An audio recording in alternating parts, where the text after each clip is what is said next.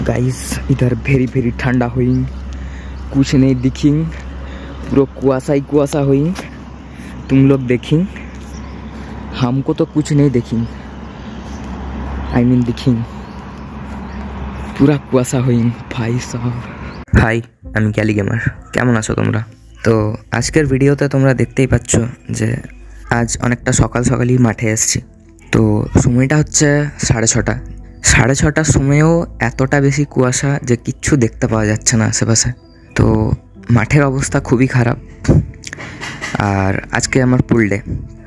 So পুল day রুটিনের মধ্যে start করেছি একটা ওয়ার্ম আপ সেট দিয়ে, যেটাতে আমি কিছু হাই পুল আপস আর তারপরে নর্মাল পুল আপ কিছুটা করে ওয়ার্ম আপ সেটটাকে শেষ করেছি। এরপরে চলে গিয়েছি আমার মেন সেটে। বাট এখানে একটা ক্যাচ রয়েছে।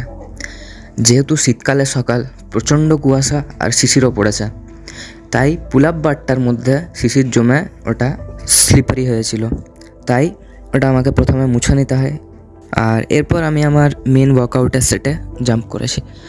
তো শুরুতেই আমি কিছু মাসল আপস করেছি, যেখানে আমার পারফরমেন্স এখন অনেকটাই লো। তো লাস্ট 2 সপ্তাহ থেকে বডির কন্ডিশন খুব একটা বেশি ভালো নেই।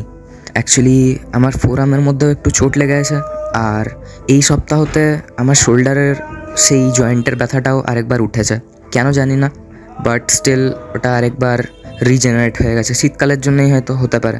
তো শোল্ডারটার আপাতত কিছু আমি সলিউশন তো দেখতে পাচ্ছি না।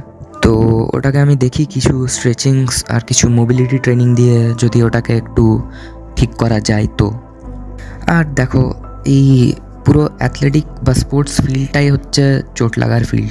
তো চোটঘাট লাগতেই থাকবে আর ইঞ্জুরিস হতেই থাকবে, তাই বলে ওগুলোর জন্য প্রোগ্রেশন তো থামিয়ে দেওয়াটা সম্ভব নয়।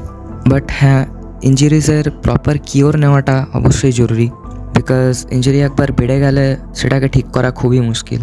তোমরা আমারটাই দেখতে পাচ্ছ, আমার এই ইঞ্জুরিটা মোটামুটি 2 বছর হতে চললো, এখনও অবধি এটা প্রপারলি ঠিক হয়নি। আবার কোথা থেকে জানি না উড়ে এসে জুড়ে বসেছে। তো দেখা যাক এটাকে কতদূর কী করতে পারি। তোমাদেরকেও বলবো সাবধানে ওয়ার্কআউট করবে, সাবধানে ট্রেনিং করবে, যাতে কোনো ইঞ্জুরির মুখোমুখি না হতে হয়। প্রপারলি ওয়ার্ম আপ করবে, প্রপারলি ফ্লেক্সিবিলিটি মোবিলিটির এক্সারসাইজ ইনক্লুড করবে ওয়ার্ম আপের মধ্যে।